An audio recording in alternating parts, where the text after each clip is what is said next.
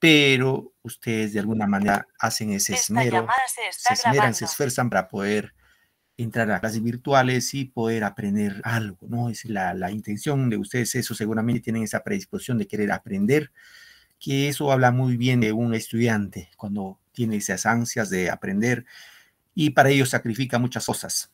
Y en este caso, pues descansar un domingo, pasar con la familia, etcétera, etcétera, y ustedes pues dicen, bueno, hoy me toca sacrificar mientras da clases. Y eso es importante porque todo esfuerzo, todo sacrificio tiene una recompensa. En la vida dice todo tiene un precio, ¿no? Y el precio en este caso es que ustedes tienen que esmerarse, esforzarse y formarse, digámoslo, académicamente en forma integral en todos los aspectos y así en forma paulatina y formándose, pues, para más adelante sean hombres de bien que puedan servir a la sociedad del ángulo donde van a laborar, trabajar y estar frente, pues, a su comunidad en este caso. Muy bien, queridos chicos, vamos a empezar nuestra clase. A ver, recordamos qué tema desarrollamos el día domingo. ¿Recuerdan? A ver, ¿qué tal memoria tienen, chicos? Yo no he asistido, profesor. ¿Y eso qué pasó? Porque no hubo señal, Porque no me habían trabajabas. enviado el enlace. No, solamente que Ah, recién wow. me he tenido el número para dar, he perdido mi teléfono y por eso no había entrado. Ah, muy bien, hija. Correcto. Bueno, alguna vez suele ocurrir, se nos pierde el celular, por ahí se malogra, perdemos los contactos. Muy bien, no hay problema, hijita. Bien, alguien que recuerde de la clase pasada, bueno, por ahí estuvieron, que recuerdo, estuvo Luis, estuvo Amanda, estuvo Yuxori, no lo sé, alguien más que por ahí, quizás me estoy olvidando. Se olvidaron, ¿verdad? El tema que platicamos la clase pasada. Profesor, Hablamos de... profesor, profe, bueno, Dime, Amanda. de la Hola, Amanda, dime, literatura escucho. hemos estado Ajá, hablando el domingo anterior. así es, hablamos de la literatura medieval y hablamos exclusivamente de la novela picaresca con la mejor obra, en este caso, que corresponde a Lazarillo de Tormes. ¿Sí, chicos? Tú nos Sí, ubicamos así es, profesor.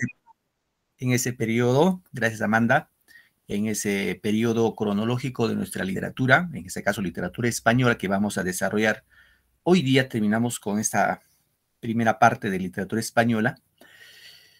En la próxima vamos a hacer un poco de gramática para un poco variar el contenido de nuestra clase. Entonces vamos con nuestro tema del día de hoy.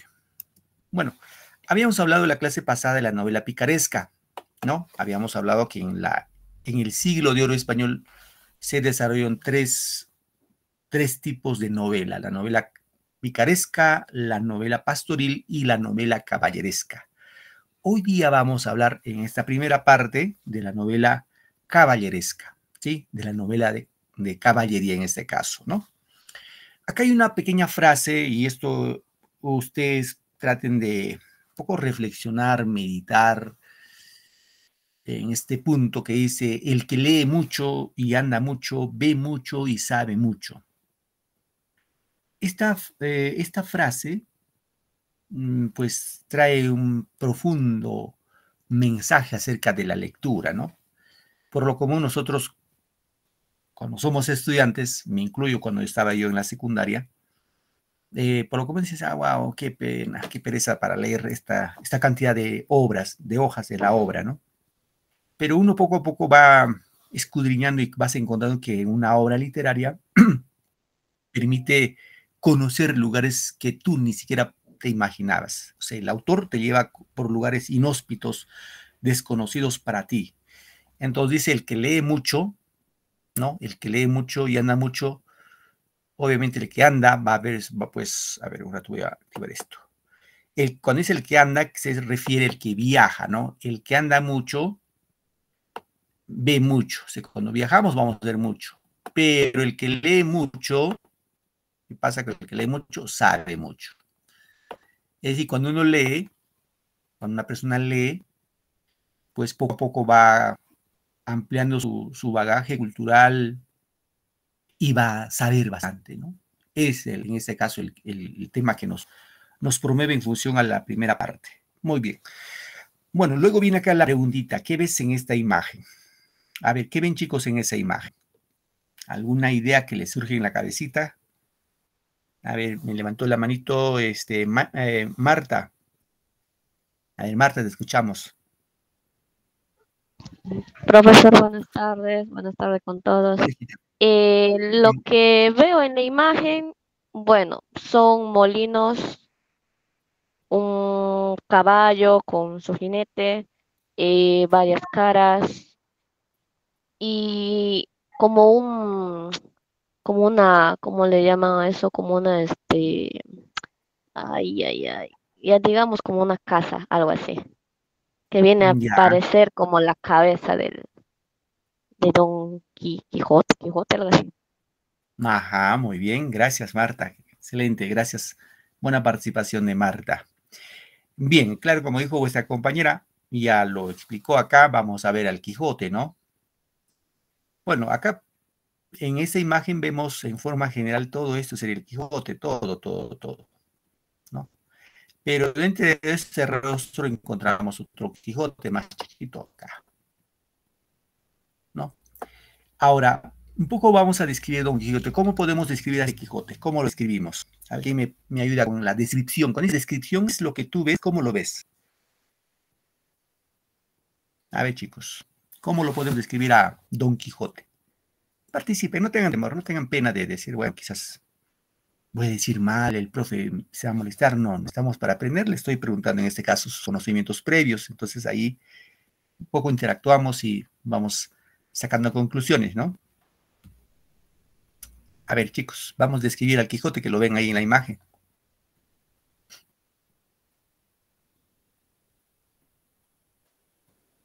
¿Está muy tranca? ¿Muy difícil? No, no creo. Bien. A ver, un poquito acá. En este caso, el Quijote básicamente vamos a encontrar que es un tipo, bueno, entre el Quijote acá, que está aquí en esa parte, el otro es su amigo Sancho, el Quijote más alto, ¿no? Es un hombre alto, delgado, viejo, ya está viejito, tiene barba. Eh, ¿Qué más? Me ha montado un caballo. Bueno, acá parece burrito, pero es el que siempre monta es un caballo, ¿no? Y al fondo se ve, detrás del Quijote, vemos, como dijo vuestra compañera, pues al molino de viento, ¿no? Eso es lo que vamos a hablar el día de hoy, queridos alumnos. Bien, habíamos indicado que en la época, en el siglo de oro, se van a desarrollar dos, digamos, los dos movimientos literarios. Uno que era el Renacimiento y otro que es el Barroco. Entonces, la novela picaresca se desarrolla dentro de lo que es el Renacimiento, mientras que la novela caballeresca que vamos a ver el día de hoy se desarrolla dentro de lo que es la, digamos, la otra parte que fue posterior, en este caso la época del Barroco. Y entonces hablamos de la novela barroca, ¿no? Que se desarrolla, o esta novela o esta narrativa se desarrolla en el siglo XVII.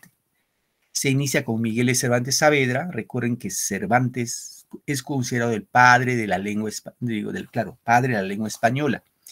Ustedes esperan, ¿por qué, profe? Porque este escritor español aportó una gran cantidad de palabras a la lengua española y obviamente se han insertado al diccionario, ¿no? Entonces, por eso se le considera como el padre de la novela, del padre de la lengua española, ¿no? Y en este caso tiene su novela, la novela pastoril que se llama La Galatea, ¿no? Sin embargo, su novela de mayor reconocimiento está ahora bastante conocida, El ingenioso hidalgo Don Quijote de la Mancha, que se publicó en 1605, ¿no? Aquí ya podemos ver el Quijote en una descripción ya más clara, ¿no? Es un hombre que va, es un hombre alto, garbo, delgado, que va montado siempre un caballo, que anda con su indumentaria de caballero, y el otro lado su acompañante pues es el Sancho, ¿no? El Sancho que va con un burrito, es gordito, rechoncho, bajito, bueno, como características esenciales eso tenemos, ¿no? Bien, chicos. Entonces vamos un poco a hablar de la novela de caballería. Recuerden que la novela picaresca, el eje central de la novela picaresca es que el personaje va a ser un antihéroe, ¿no? Un antihéroe, un pícaro, un ladronzuelo, un vivaracho, que va, como habéis dicho, va a luchar todos los días por sobrevivir, porque su preocupación de este, digámoslo, de este Lazarillo, que es el pícaro en Lazarillo de Tormes, su preocupación cotidiana era qué iba a comer ese día, ¿no? Pero en la novela de caballería ya no tiene ese eje temático. En este caso, como definición, vamos a decir que es un género literario escrito en prosa, ¿no? Muy popular en el Renacimiento, en que se cuentan historias de aventuras de caballeros andantes, imaginarios, que dedican su vida a luchar por causas justas, ¿no? Las historias de heroísmo caballeresco fueron un elemento importante de la literatura de la Edad Media en toda Europa. Es decir, esta novela de caballería no solamente se desarrolló en España, sino en toda Europa, ¿no? Y como antecedente, pues esto viene de la época medieval. Ahora, en España se desarrolla a fines del siglo XV, ¿no? Y la novela caballería cobra fuerza con la publicación de la versión revisada de la obra Amadís de Gaula de García Rodríguez de Montalvo, que es la primera obra, ¿no? El Amadís de Gaula. La invención y difusión de la imprenta a finales del siglo XV hizo posible su producción en masa. Es decir, la imprenta digamos así, se inventa en el siglo XV, en la época del Renacimiento. En este caso fue un alemán que inventó la imprenta de nombre Johannes Gutenberg. Johannes Gutenberg, al inventar la imprenta, permitió reproducir libros en gran cantidad, ¿no? Es decir, antes de la imprenta, chicos, se escribían libros, se escribían obras, pero solamente había un ejemplar, pues. Y solamente podían leer las personas, digámoslo, pudientes en este caso de alta esfera. Y ahí seguramente lo tenían muy bien guardadito, cuidado, ¿no? Pero con la imprenta, gracias a la imprenta, pues ponían elaborarse, digámoslo, tipear así esos textos y con eso sacar cantidad de copias. Eso, reitero, se dio gracias a la imprenta. Imagínense si no hubiéramos tenido imprenta, no hubiéramos conocido ni un libro, ¿no? Difícil hubiéramos aprendido a leer y escribir. Entonces, ese fue un gran avance, digámoslo, científico, un gran avance a la humanidad, la invención de la imprenta, reitero, que se le dio en el siglo XV. Ahora, el primer libro que se va a editar en una imprenta, el primer libro que se edita en una imprenta es la Biblia. No se olviden, chicos, la Biblia, que fue el primer libro que se llevó a una imprenta y se sacó en una gran cantidad de ejemplares. ¿Sí? Muy bien, continuamos. Entonces, ahora sí hablamos de Cervantes. En este caso, Miguel de Cervantes Saavedra nació en Alcalá de Henares, esto está en España, ¿no? Madrid, en 1547. Luchó en el combate de Lepanto. Ojo, cuando decía luchó en el combate de Lepanto, en esa batalla, en la batalla de Lepanto o en el combate de Lepanto, en este caso Cervantes quedó tullido de la mano izquierda, se le cayeron unos proyectiles en la mano izquierda y que lo dejó tullido por vida, ¿no? Y por eso su apelativo de Cervantes se le llama el Manco de Lepanto. Ya no se olviden, el Manco de Lepanto, por, reitero, quedar inválido pues de la mano izquierda. Luego estuvo preso unos 5 años en Argel por cuestiones netamente económicas. Tuvo problemas muy serios, muy difíciles en este caso que lo tocó pasar. Y en España también tuvo problemas con la justicia, ¿no? Considerado para muchos críticos como el mejor estremecista español, ¿no? Y fallece en Madrid en 1616. Aquí más o menos podemos ver lo que indicamos del Manco de Lepanto, ¿no? El Manco de Lepanto, Cervantes fue herido por los disparos certeros de arcabuceros turcos. Cuando decimos arcabuceros, que manejan el arcabuz, que era un arma, ¿no? Los turcos, en este caso referido a los árabes, ¿no? Mientras dirigía un ataque con otros 12 infantes de marina subidos en un pequeño bote. 2 impactos le dieron en el pecho y el tercero lo dejó inutilizado de por vida la mano izquierda, quedó tullido de la mano izquierda. Entonces, reitero, por eso se le llama a Cervantes como el Manco de Lepanto, no nos olvidemos. Te pueden preguntar, ¿por qué a Cervantes se le dice el Manco de Lepanto? Ya saben ustedes, ¿no? Bien. ¿Qué obras escribió Cervantes? Ojo, recuerden, queridos alumnos, Cervantes seguramente es la máxima figura de la literatura española. Y nosotros tenemos que conocer eso porque nuestra madre patria, aunque no querramos, es España, ¿no? Por eso hablamos el español, ¿no? Las obras de Cervantes, por ejemplo, tenemos una de sus obras bastante conocidas, es la obra La Galatea.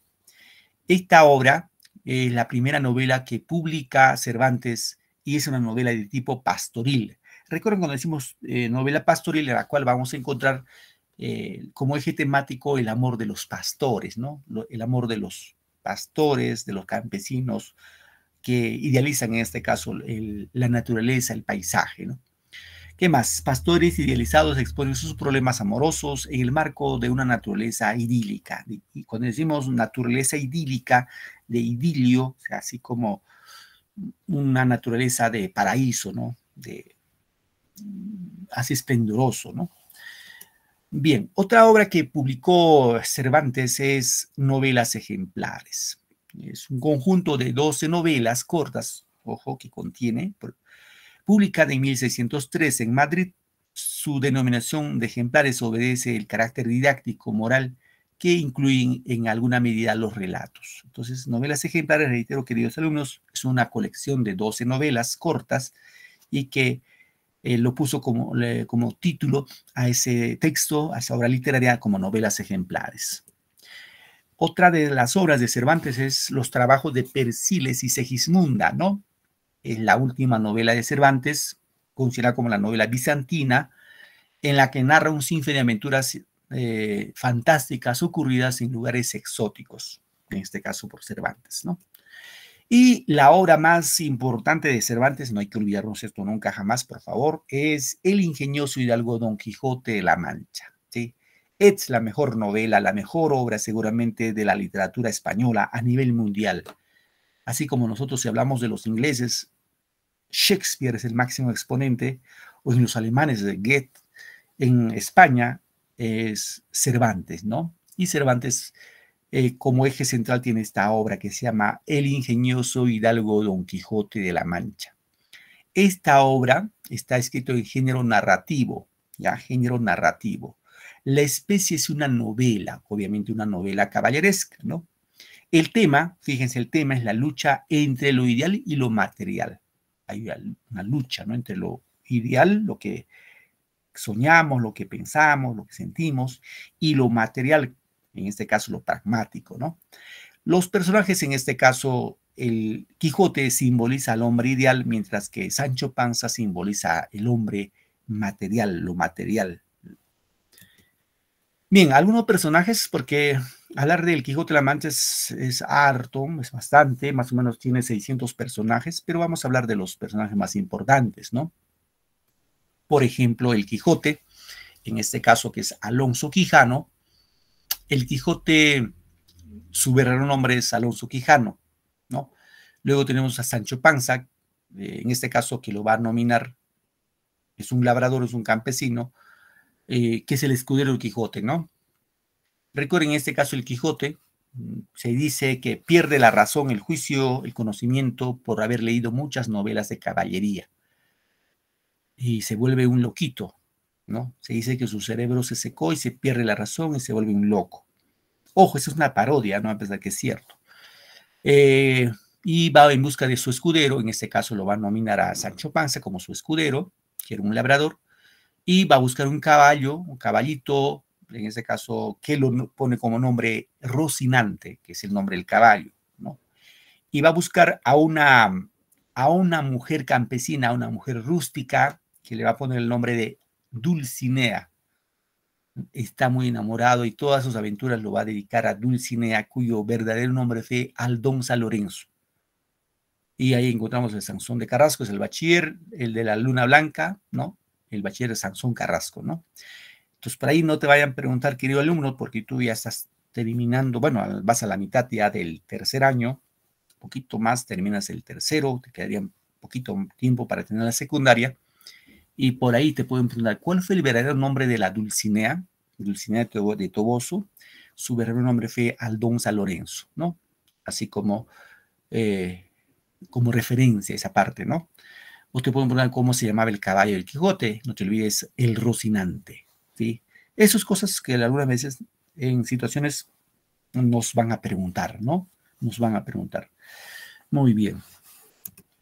Vamos con la estructura de esta obra del Quijote de la Mancha. Tiene dos partes esta obra, esta novela, ¿no? La primera parte que fue publicada en 1605, en la que relata las dos primeras salidas del Quijote.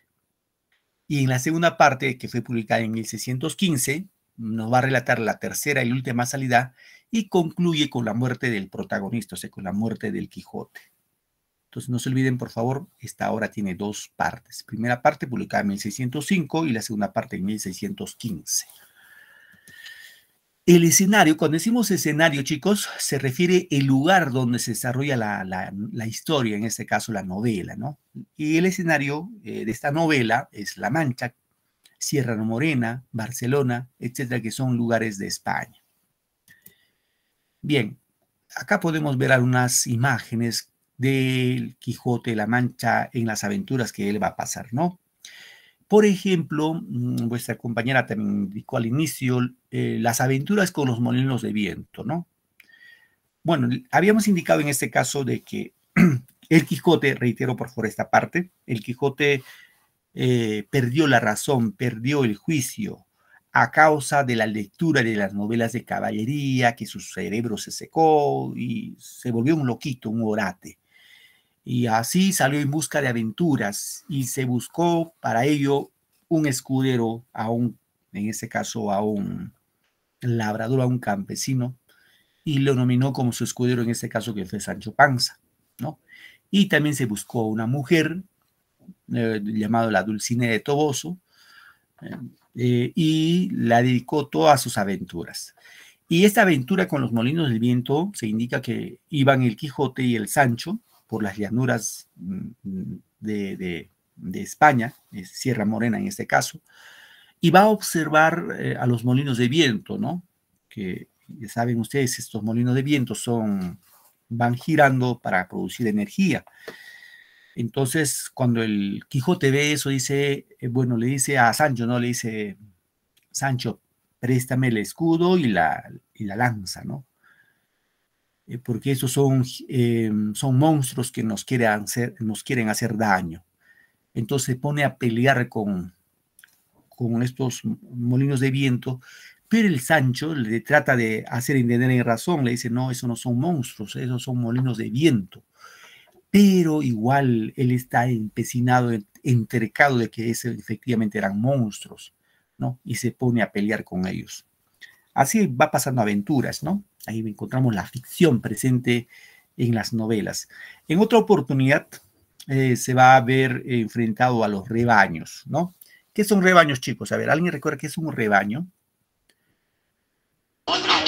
¿Qué será? Los rebaños son de ovejas. Muy bien, Luis. Claro, son ovejas, no son ovejitas. Conjunto de ovejas. Voy a graficar como si fueran esto. Y a cada puntito es una ovejita, así. Ovejita, ovejita. Había, o sea, un rebaño por este lado que iba en esa dirección. Y otro rebaño, otro conjunto de ovejitas, ¿no? Otro conjunto de ovejitas que iba en esta dirección, es como si se van a encontrar, ¿no? Entonces, cuando el Quijote observa eso, dice, aquí dos ejércitos se van a enfrentar. Entonces, él entra por el medio de los rebaños, ¿no?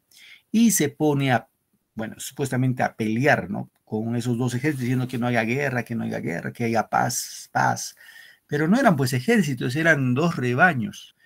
Y en este caso, al enterarse, en este caso, los dueños de los rebaños, lo que hacen es agarrarlo a pedradas y le sueltan los perros, ¿no? Entonces, como podemos ver aquí, el Quijote pues está loquito, ha perdido la razón, el juicio. Entonces, esas son las aventuras en las cuales nos va narrando, en este caso, Cervantes en esta novela, ¿sí? Bien, acá un poquito más podemos ver ese aspecto de la lucha entre lo ideal y lo material del ser humano. Hemos indicado que el hombre ideal lo representa, en este caso, el Quijote de la Mancha, mientras lo material lo representa Sancho Panza, ¿no? El tema, hemos indicado en este caso, no se olviden por favor, la la lucha entre lo ideal y lo material, ¿no? El ingenioso hidalgo Don Quijote de la Mancha, en este caso que está representada por Don Quijote, constituye el modelo del hombre noble, el hombre idealista, el hombre soñador, el hombre bondadoso, ¿no? Pero enajenado, o sea, cuando dice enajenado está loco, es un orate, ¿no? En todo lo referente a su mundo caballeresco a causa de su lectura, o sea, haber leído muchas obras de caballería, ¿no? Mientras que Sancho, Sancho representa un hombre lleno, hombre llano, sencillo, ¿no? Con una enorme sabiduría popular. Es hombre práctico, materialista, ¿no? No es soñador, no es idealista, es práctico. ¿Qué más? Pero al mismo tiempo es crédulo y a lo largo de su obra o de la obra sufre un proceso de quijotización. Es decir, el Sancho se va quijotizando y el Quijote se va sanchificando. Dirán, profe, ¿cómo es eso? Explique. Es decir, hemos dicho que el Quijote era un hombre soñador, un hombre idealista, ¿no? Un hombre bondadoso que buscaba el bien sobre la faz de la tierra, mientras que el Sancho es un hombre pragmático, práctico, materialista. Pero como estos dos amigos empiezan a convivir, en esa convivencia la psicología de estos dos personajes se combina. Es decir, en un momento Sancho va a coger algo de Quijote, por eso se llama la quijotización de Sancho, y el Quijote se va a sanchificar, o se va a coger algo de la psicología de Sancho, ¿no? La sanchificación de Quijote. Eso pasa siempre en todo ser humano. Eso pasa en todo ser humano.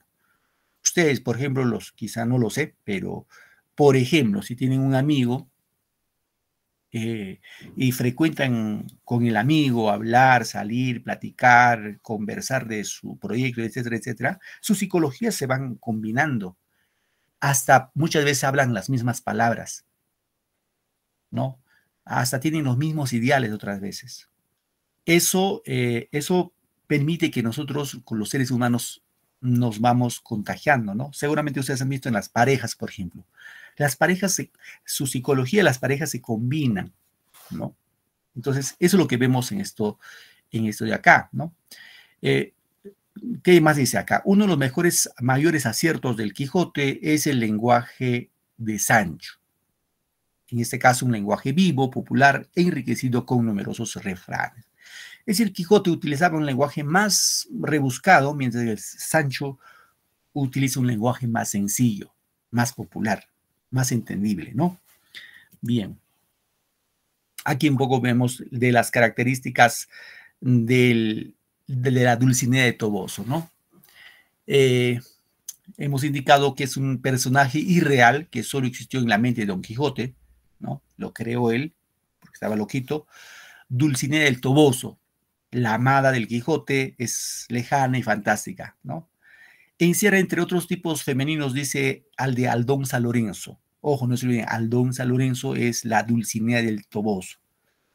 Y de la moza aldeana, en este caso, en la cual fuera convertida por un encantamiento, ¿no? No se olviden, entonces, que la Dulcinea del Toboso es la mujer ideal amada del Quijote. A ver, antes de pasar a esta parte, vamos a ver un pequeño video, ¿ya, chicos? Un pequeño video. A ver si me permiten, por favor, para entenderlo mejor esta partecita.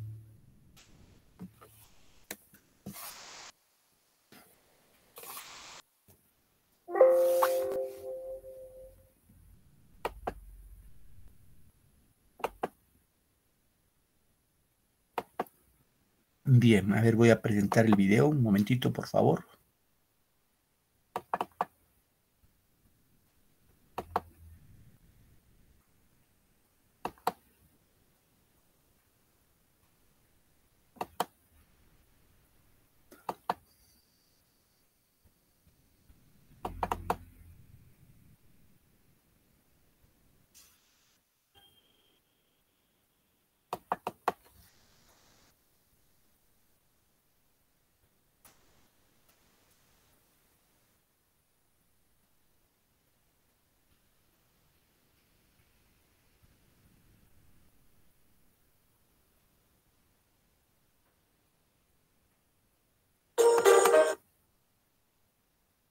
Bien. Voy a presentar, por favor. Atentos, algo mejor vamos a captar en el video.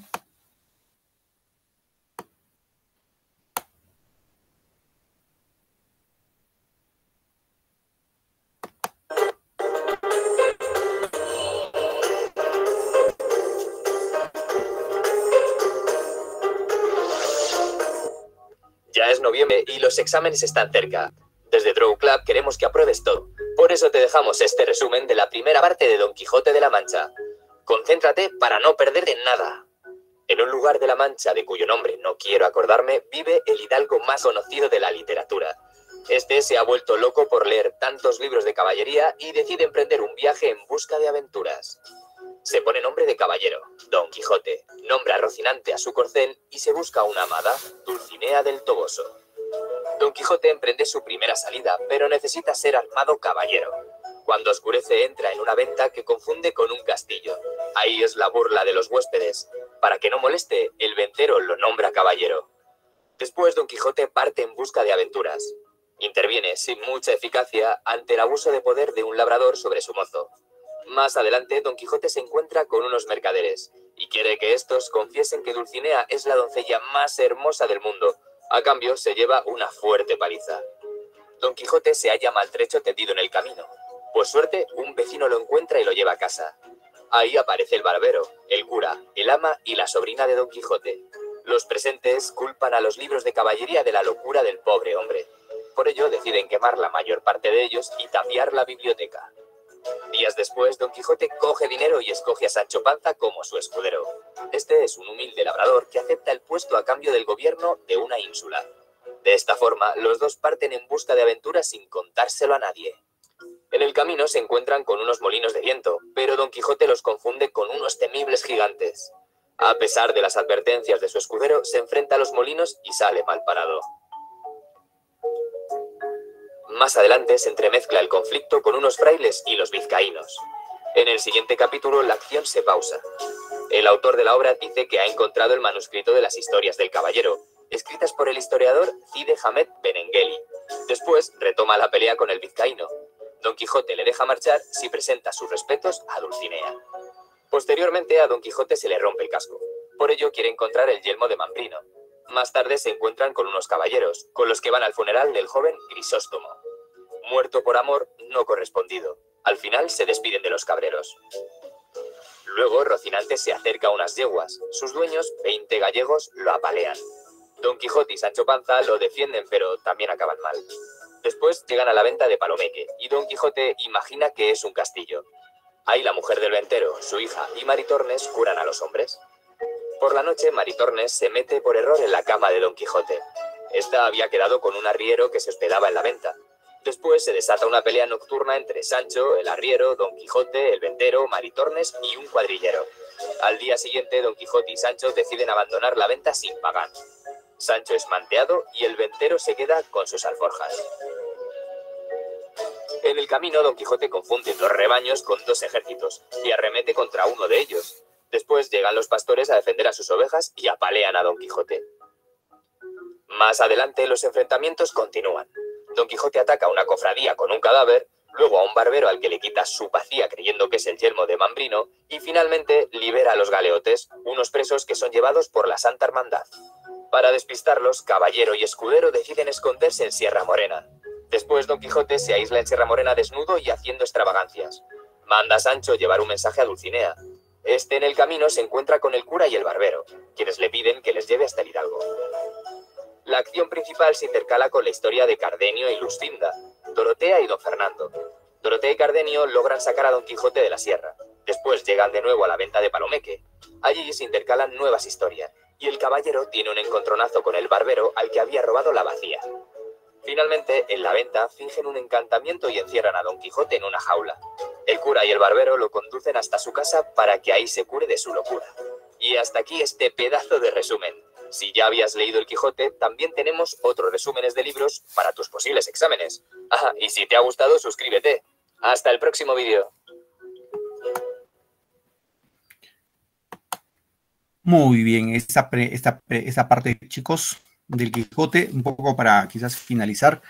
Prácticamente el Quijote, al final de la obra, al final de la novela hemos dicho que recobra la razón.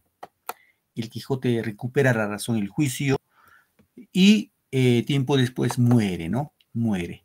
Ese es el final del Quijote como obra, seguramente, reitero, cumbre de la literatura española, en la cual, reitero, lo más importante, de acuerdo al análisis que hemos realizado, sobre todo es la lucha entre lo ideal y lo material del hombre, ¿no? Del ser humano. Muchos de nosotros somos idealistas, somos soñadores, y otras personas somos pragmáticos, realistas, y en esa, digamos, en esa conjunción de psicologías es la cual nosotros nos desarrollamos, ¿no? Lo que decíamos hace momentos atrás. Muy bien, a ver, vamos con esta partecita, un poco para recuperar nuestros saberes y pasar a otro punto. A ver, sean atentos a la clase, ¿ya? Dice así, la pregunta 1, ¿no? Se puede deducir sobre la Dulcinea del Toboso. ¿Es una villana de la novela? La B, ¿es la ama del Quijote y que solo existe en su imaginación? La C, ¿es la esposa de Sancho? Y la D, ¿es la representación del caballero? A ver, levanten la mano los que saben la respuesta a esta pregunta. Está sencillo esto, ¿ah? Profe, es la B. La B, Luis, tu apellido Sí, es profe. Villarreal Cotrina, ¿no? Sí, profe, Villarreal Cotrina. Muy bien, a ver, Juan Carlos, para ti, hijo. Juan Carlos, ¿te escuchamos, hijo? Buenas tardes, profe. La B, profe. La B, ¿no? Muy bien, Juan Carlos. Valdivieso, ¿tu otro apellido? Valdivieso Mercado. Gracias. Ya, Muy bien, profesor. ahí vamos con las 2 respuestas. Y las respuestas son correctas, ¿no? Son correctas. Se puede decir que sobre la Dulcinea es la ama del Quijote, ¿cierto? Y que solo existe en su imaginación. Y eso es cierto también, que solo es una mujer imaginaria. La respuesta es la B. Bien, vamos con otra pregunta. La 2 dice, ¿el Quijote es idealista, un personaje cuerdo, un escudero o un antihéroe? Levanten la manito, chicos. Lo que saquen la respuesta. Es la D. La B. Ya, ¿qué dicen los demás? A ver, levanten la mano, lo que saben, levanten. A ver, Yuxori. Yuxori, tu respuesta, hija. La C, profesor. Yuxori dice la C, un escudero. Ya. ¿Qué dicen los demás? ¿El Quijote qué es? ¿Un idealista, un personaje cuerdo, un escudero, un antihéroe? Vamos, chicos. Un escudero, profesor. Ya, Marta dice un escudero. ¿Alguien más que quiere participar? Ya. No hay más participación. Ojo acá, muchachos. Acá no pueden fallar, ¿ah? Hemos dicho, voy a repetir, el Quijote es un hombre idealista. El Sancho es un hombre materialista. ¿Está claro? Ahora, ¿por qué no, profe, el escudero? Es que el escudero es Sancho. Sancho el que llevaba el escudo. El Quijote iba listo, presto para enfrentarse a los enemigos. Entonces la respuesta en la 2, la A. El Quijote es un idealista, un soñador. No se olviden esa parte. ¿Sí, chicos? Bien, vamos acá a la última. Dice, la segunda parte del ingenioso hidalgo Don Quijote de la Mancha fue publicada. A ver, un poco de retención de memoria casi. ¿Alguien recuerda? ¿Alguien recuerda la segunda parte? Ya les ayudo. La primera parte se publicó en 1605. ¿Y la segunda parte? 1615. Claro, 1615. Muy bien, Luis. Acá la respuesta es la B, 1615. Como referencia esa parte, ¿ya, chicos? Muy bien. Bien, ahora tenemos un poquito de tiempo, queridos alumnos. Un poco vamos a avanzar con la otra obra, con la otra obrita. Si hay cualquier duda, al final me dicen, profe, esta parte no logro entender. Vamos con la otra obra, ¿ya? Vamos a ganar tiempo. Como dicen, vamos a matar de un solo tiro a 2. En este caso, a dos pajaritos, a dos obras. Ya abre un momentito, por favor.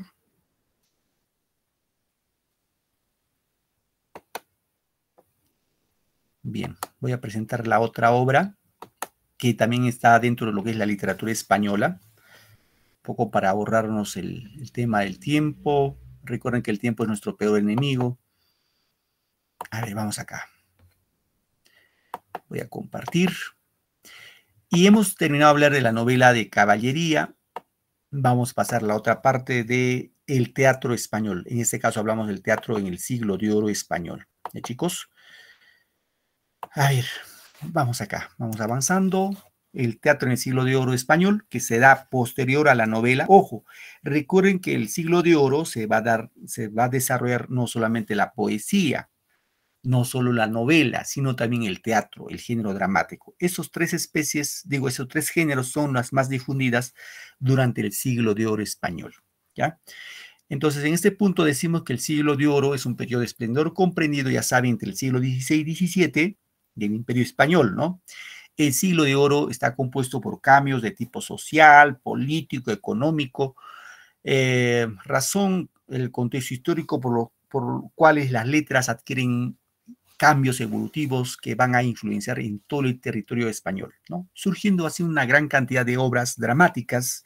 Cuando hablamos obras dramáticas nos referimos a obras de teatro de autores como Lope de Vega, Tirso de Molina, Calderón de la Barca, etcétera, etcétera. Ojo, de acá sí hay que renombrar estos dos escritores.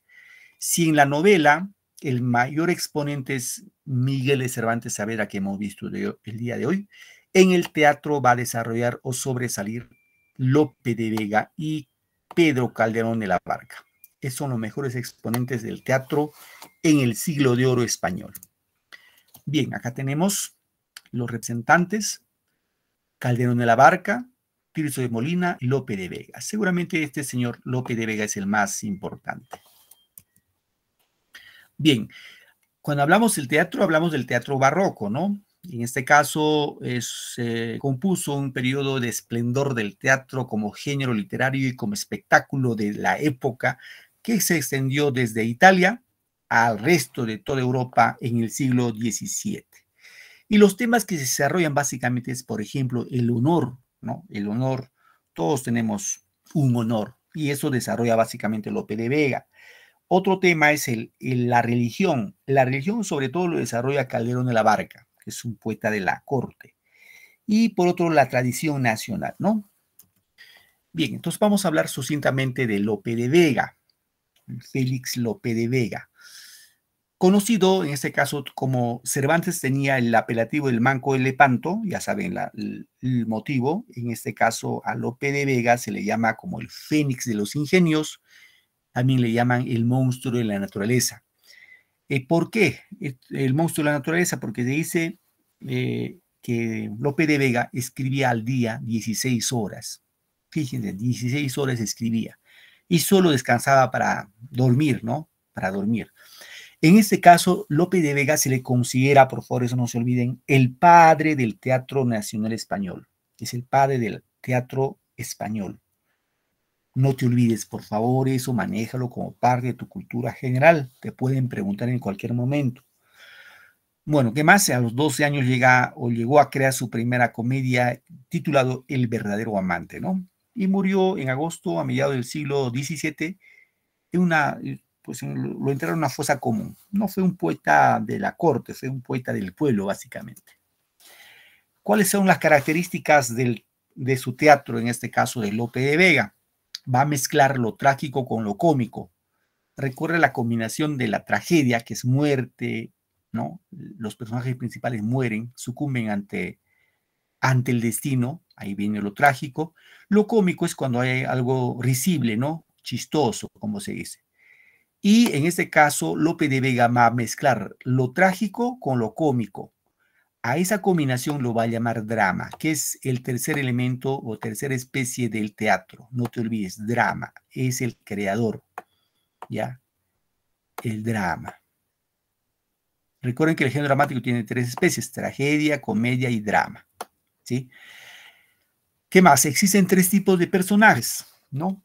debe poseer solo 3 actos, las obras de teatro con los tres actos, como la presentación, el conflicto y el desenlace, ¿no? Y los personajes son de estratos sociales, o sea, vamos a encontrar personajes desde los reyes hasta el pueblo en este caso, ¿no? Y en esta imagen podemos ver cómo se escenificaban el teatro en España. Sobre todo se escenificaba en las casas. Como podemos ver acá, estas casas tienen balcones y de esos balcones podían observar el teatro. Y otro grupo de personas podían observar de abajo, del llano, ¿no? Y los que observaban el teatro de los balcones se llamaban los mosqueteros. Entonces ahí se significaban obras de teatro y sobre todo las obras de teatro estaban vinculados por mantener la fe cristiana, es decir, pasajes bíblicos y lo que se significaba en el teatro español. ¿Qué obras escribió Lope de Vega? Básicamente Rimas Sacras, La Filomena, El villano y su rincón, El mejor alcalde, El rey, y su mejor obra es Fuente Ovejuna. Es la mejor novela. Chicos, no se olviden. Fuente Ovejuna es la mejor novela, la mejor obra dramática, la mejor obra de teatro de Lope de Vega. La estructura es género dramático, ¿no? La especie es drama. Recuerden que drama es combinación de comedia y tragedia que hemos indicado. Se publicó en 1619, está escrito en verso. El tema, fíjense, es el honor villano. El escenario es el lugar llamado Fuente Ovejuna, que está en Córdoba, ¿no? Predomina en este caso la intriga. La obra tiene 3 actos, pertenece a la época del barroco y rompe con las 3 unidades aristotélicas, ¿no? Bien. En la primera parte, chicos, vamos a encontrar 11 escenas. Aquí vamos a encontrar los abusos de un comendador al pueblo. Es decir, el comendador, en el pueblo de Fuente Ovejuna, el rey de España va a delegar a un comendador. Ese comendador es así como un cobrador de tributos, ¿no? Y este comendador pues llega a Fuente Ovejuna y sin saber que este señor era pues un tipo lascivo, era un tipo lujurioso, ¿no? Bueno, es la primera parte, ¿no? Que tiene 11 escenas. En la segunda parte, en el segundo acto, tiene 14 escenas. Vamos a encontrar el abuso del comendador. Este comendador, que hemos indicado que era un tipo lascivo, lujurioso, ¿no? No respetaba a las mujeres del pueblo. No interesaba si era soltera, casada, viuda, nada. Toda mujer que echaba el ojo, si no era por las buenas, era por las malas. Y abusa de las mujeres del pueblo Ovejuna. Y una de las mujeres que va a ser abusada es esta muchacha de nombre Laurencia, que estaba a punto de casarse con Frondoso, que era su comprometido. Y a Frondoso lo castigan y a Laurencia en este caso, abusa este comendador. Ya el pueblo estaba reunido, en este caso por Esteban, que era el alcalde, y llega Laurencia a esa reunión, toda desmelenada, toda despeinada, y le dice a los hombres del pueblo que eran unos cobardes, que no hacen respetar a sus mujeres, y pide que el pueblo se levante contra este comendador abusivo, que es Fernán Gómez, y va a pedir que lo maten. En el tercer acto, que tiene 14 escenas, el pueblo se levanta y lo va a matar a este comendador por lujurioso. Muerto el comendador, el rey de España manda a investigar quién fue el causante de la muerte, ¿no? Y cuando el investigador llega a Fuente Ovejuna, todos responden, dice, ¿quién mató al comendador? Fuente Ovejuna. O sea, el pueblo hizo justicia. Básicamente de eso trata esta obra, ¿no? Aquí podemos ver como referencia el género dramático, la especie es drama, el tema es el honor villano, ¿no?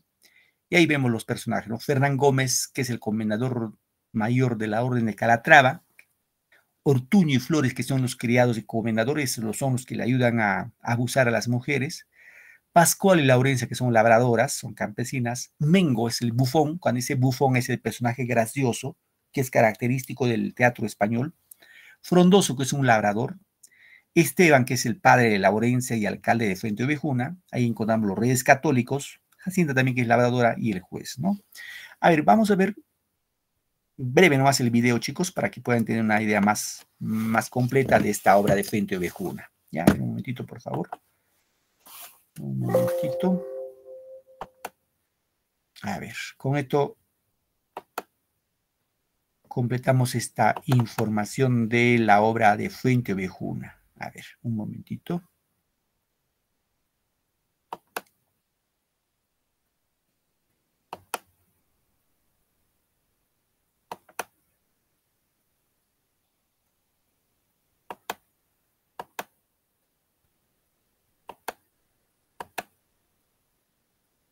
Obra clásica del teatro español. Estoy hablando de Fuente Ovejuna, el drama escrito por Lope de Vega. En el día de hoy vamos a resumir esta ya pequeña obra que sin duda les recomiendo leer. Comencemos. Primer acto. En la obra se nos presenta a Fernán Gómez, que recientemente ha sido nombrado comendador mayor de la Orden de Calatrava, que tiene jurisdicción en la villa de Fuente Ovejuna. Ahí es donde se queda a la espera, junto a sus amigos Ortuño y Flores, de que lo llame el maestre en Almagro. De hecho, se queja de que el maestre no lo llame, dice que es porque este es joven e inexperto. Al final lo reciben y el comendador hace alarde de que el maestre está ahí gracias a él. El maestre decide participar en la guerra civil que sucedía en aquel momento entre los que seguían a doña Juana y a su esposo Alfonso V de Portugal y los que seguían a los famosos reyes católicos Isabel y Fernando. Luego conocemos a Pascuala y Laurencia en Fuente Ovejuna, quienes se quejan del comendador. Al parecer, este es un tanto cuestionable en su modo de seducir mujeres, entre comillas. Laurencia jamás se dejaría seducir y Pascuala es un poco menos fuerte y dice que no podría resistirse. Mientras ellas hablaban, aparecen tres hombres que hablan del amor: Mengo, Barrildo y Frondoso. Acá se discute de una manera filosófica justamente el amor. Luego se cuenta que el maestre de Calatrava y el comendador están por conquistar Ciudad Real a favor del rey de Portugal. El comendador al final es victorioso y festejan. Cuando está terminando las fiestas, el comendador hace parar a Laurencia y Pascuala con intenciones sexuales. Sin embargo, ellas logran escapar. Fernán Gómez queda enojado. Fernando e Isabel se enteran de la toma de la Ciudad Real y sobre Fernán Gómez. La reina dice que hay que reconquistarla rápido porque es clave para pasar entre Andalucía y Castilla. Frondoso le dice a Laurencia que la ama, pero ella no le da mucha atención. Aparece el comendador y le pide a Laurencia que acceda a tener relaciones con él, que no quiere utilizar la fuerza. Frondoso a todo esto se había escondido. Laurencia se niega y el comendador se muestra violento. Entonces está a punto de violarla y sale Frondoso apuntando con su ballesta. Laurencia huye, pero también lo hace Frondoso, y el comendador queda furioso, deseoso por venganza. Segundo acto. Nos encontramos de vuelta en Fuente Ovejuna. Esta vez se habla sobre la importancia de la imprenta y la educación. Barrildo, el alcalde Esteban y un regidor conversan sobre esto y discuten. En eso aparece un tal Juan Rojo y un labrador, que traen las noticias de cómo el comendador trató de violar a Laurencia. El comendador aparece y le exige a Esteban que castigue a su hija, dado que ésta no accedió a sus demandas.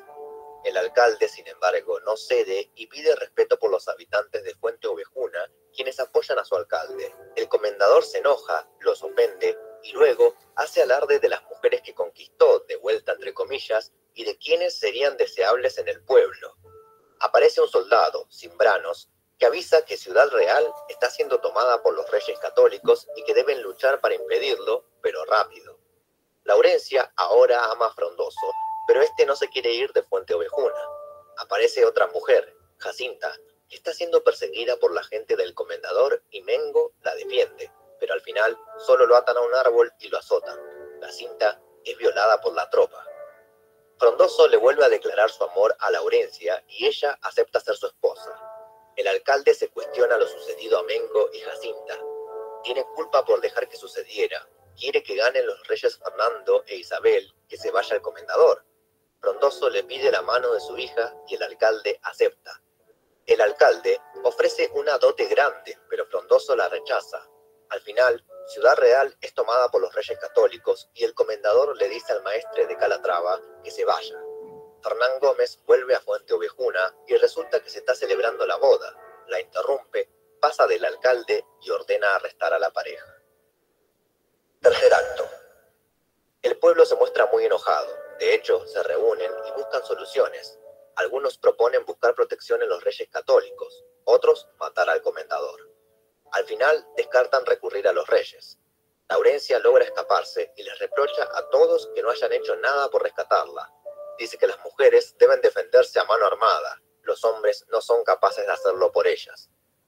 El pueblo entonces decide matar al comendador. A Frondoso justo lo están por matar, pero llega el pueblo. El comendador y sus dos amigos, Flores y Ortuño, quieren defenderse, pero el pueblo es más fuerte. «Muerte a los tiranos», gritan. Flores logra huir. La escena se muestra muy tensa. Acá se produce un salto en la trama y vemos que a los reyes le comentan la reconquista de la ciudad real. Llega Flores con la noticia de la ejecución del comendador. El rey, entonces, ordena que vaya un juez a Fuente Ovejuna a declarar los culpables del hecho. En el pueblo todos celebran la muerte. De hecho, hasta tienen su cabeza empalada. Aparece el juez, busca a los culpables. Decide que Fuente Ovejuna pasa a depender de los reyes católicos. Tratan de que les digan quiénes fueron los que mataron al comendador, pero todo el pueblo contesta: Fuente Ovejuna lo hizo. Al final, los reyes deciden perdonar al maestre de Calatrava por ser joven y haberse arrepentido, y a todo el pueblo de Fuente Ovejuna. Y así llegamos al final de este resumen.